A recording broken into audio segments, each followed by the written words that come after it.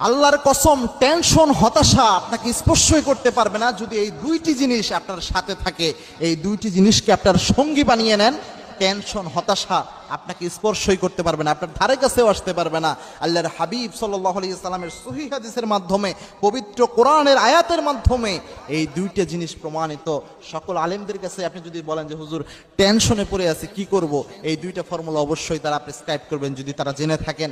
তার মধ্যে নাম্বার 1 হচ্ছে দোয়া করা। একটা দোয়া, যে দোয়াটা রাসূল শিখিয়েছেন টেনশনে পড়লে কি দোয়া করতে হয়, পেরেশানিতে পড়লে কি দোয়া করতে হয়, এরকম একটি দোয়া আল্লাহর হাবিব সাল্লাল্লাহু আলাইহি ওয়াসাল্লাম শিখিয়েছেন। এই দোয়াটা আল্লাহ রাব্বুল আলামিন পবিত্র কোরআনে উল্লেখ করে দিয়েছেন, সূরা তাওবার 129 নম্বর আয়াত এটি। আল্লাহর হাবিব সাল্লাল্লাহু আলাইহি ওয়াসাল্লাম নিজেও এই দোয়াটা করতেন। প্রত্যেক দিন সকালে 7 বার বিশ্বনবী পড়তেন, সন্ধ্যাবেলায় 7 বার। এই দোয়াটা আল্লাহর হাবিব সব সময় পড়তেন। সাহাবা একরামকে বিশ্বনবী এই দোয়াটা পড়ার আদেশ দিতেন। আল্লাহর হাবিব পড়তেন হাসবি আল্লাহু লা ইলাহা ইল্লা হুয়া আলাইহি তাওয়াক্কালতু ওয়া হুয়া রাব্বুল আরশিল আযীম। এই দোয়াটা বিশ্বনবী 7 বার পড়তেন আর বলতেন, কোন ব্যক্তি যদি 7 বার পড়তে পারে প্রত্যেক দিন সকাল সন্ধ্যা, ওই ব্যক্তিকে কোনো টেনশন, কোনো পেরেশানি স্পর্শই করতে পারবে না। ওই ব্যক্তির চিন্তা করার প্রয়োজন নাই, আল্লাহ ওই ব্যক্তির জন্য যথেষ্ট হয়ে যাবেন, সে টেনশনে পতিত হবে না। যে কোনো পেরেশানিতে আসলেই আল্লাহর হাবিব এটা আমল করতেন, বিশ্বনবী এটা বেশি বেশি পড়তে থাকতেন। সুতরাং এই সূরা তাওবার 129 নম্বর আয়াতে যে দোয়াটা আসছে হাসবি আল্লাহু লা ইলাহা ইল্লা হুয়া, এই দোয়াটা আপনারা পড়ার ট্রাই করবেন। স্পর্শ, টেনশন তো দূরের কথা, আপনাকে স্পর্শই করতে পারবে না টেনশন। এটা খুবই গুরুত্বপূর্ণ একটি আমল। 2 নাম্বার যে আমলটা, এই আমলটা আল্লাহ রাব্বুল আলামিন নিজে, এটা আল্লাহ রাব্বুল আলামিন নিজে বলেছেন, এটার কথা বিশ্বনবী সাল্লাল্লাহু আলাইহি ওয়াসাল্লামও এই ব্যাপারে উৎসাহিত করেছেন।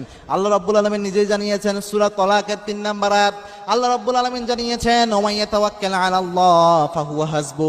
কোন ব্যক্তি যদি আল্লাহর উপর ভরসা করে, ওই ব্যক্তির দায়িত্ব আল্লাহ নিজে গ্রহণ করে নেয়। দেখেন, আপনি যে জিনিস নিয়ে এত পেরেশানি করছেন, ওই জিনিসের দায়িত্ব কিন্তু আল্লাহর। যেমন আমরা কি নিয়ে টেনশন করি, ফ্রাস্ট্রেশনে ভুগি, আমরা কোন জিনিস নিয়ে?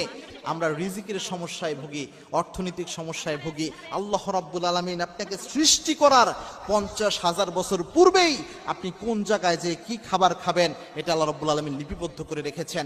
আমাদের শুধু চেষ্টা করতে হবে, আল্লাহ রাব্বুল আলামিন দেওয়ার মালিক। সুতরাং আপনার কাজ করতে হবে, শুধু কাজ না করে শুধু বসে থাকবেন, তাওয়াক্কুল করবেন, এটাও হবে না। সুতরাং কাজ প্রথমে করতে হবে, এরপরে আল্লাহর উপর তাওয়াক্কুল থাকতে হবে। অগাধ তাওয়াক্কুল যদি কোনো ব্যক্তির থাকে, আল্লাহ রাব্বুল আলামিন বিশ্বনবীর মাধ্যমে জানিয়েছেন, পাখিরা যেভাবে সকালবেলায় খালি পেটে ঘর থেকে বের হয় আর সন্ধ্যাবেলায় ভরা পেটে খাবার নিয়ে তিনি ঘরে পৌঁছায়, এইভাবে আল্লাহ রাব্বুল আলামিন বান্দাদেরকে রিজিক দান করতেন। এবং কি তাওয়াক্কুল করলে রাব্বুল আলামিন তার রিজিকের প্রাচুর্যতা দান করে দেন। এই জন্য তাওয়াক্কুল অবশ্যই করতে হবে। এবং কি খেয়াল রাখতে হবে, আমাদের জীবনে যা কল্যাণ অকল্যাণ, এই সব কিছুর মালিক হচ্ছে আল্লাহ রাব্বুল আলামিন। ইয়ামসাসকাল্লাহু বিদুররিন ফালা কাশিফা লাহু ইল্লা হুয়া।